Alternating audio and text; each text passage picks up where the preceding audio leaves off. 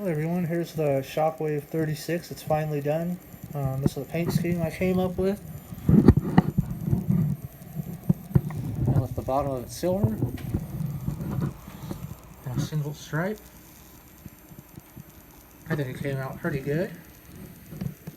There's still some areas that I wish could have come out a little better, but I can't really complain because the boat looks 10 times better than it did. I filled in all the holes in the back here and made it as flush as I possibly could. You can still kind of see a dent right here, and honestly I'm not even sure what that's from, but I filled in everything else and it looks great. Here's all of the new hardware.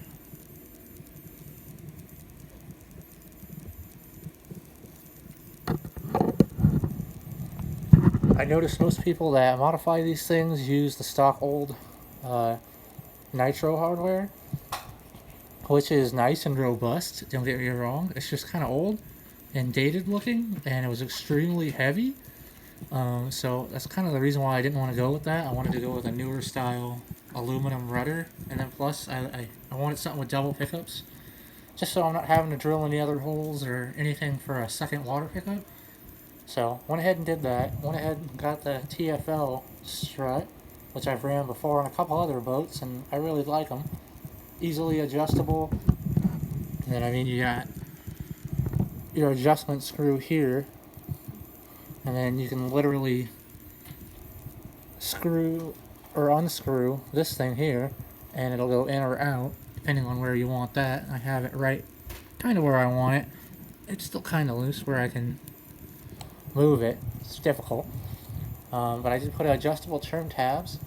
All the stuff is from Offshore Electrics, and pretty reasonably priced, so I pretty much do this to any boat.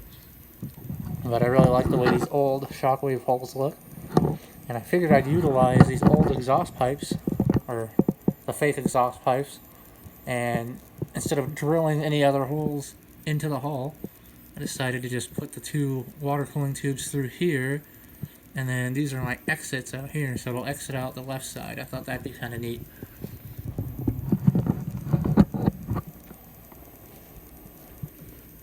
So I'll show you what the inside's looking like. Here's the inside so far. It's kind of how I have everything just placed in there.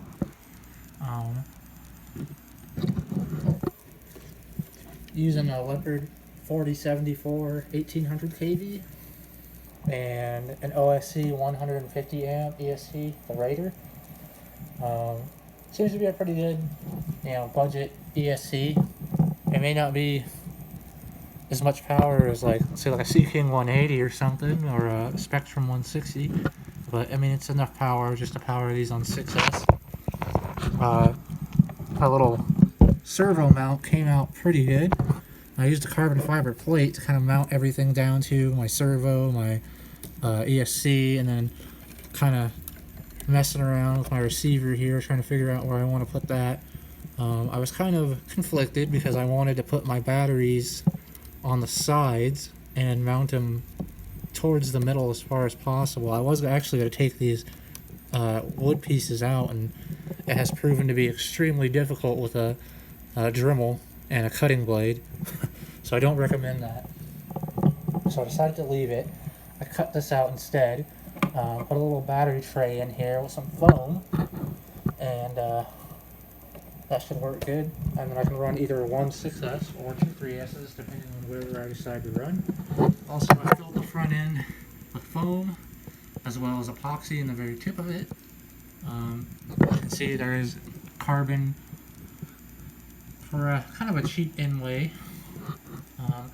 Unfortunately, I used some aerospace carbon that I got off of Amazon, and the usable sheet was a lot smaller than what was advertised, so just be careful when you're buying carbon fiber cloth. Make sure you're getting your money's worth. But all in all, I can't really complain. This boat was kind of not the best shape when I got it, so as long as it's running and it looks better now, I can't really complain. There's a few things I had to do in order to make some stuff work. I later found out why, though, most people decide to leave the stock hardware, and that's because in the back here on the transom, there's actually a wood plate, like that goes over the entire transom. And then inside that wood plate is about, I'm not exactly sure how thick it is, but there's a metal plate inside that wood, and I didn't see that until I started drilling, and then that's when I realized that, yeah, this is this is ridiculous. This is why most people probably don't change the hardware on the back of these things, because that was a pain in the ass. But once I got everything drilled, it was just a matter of screwing everything together, and it seems to be fine now.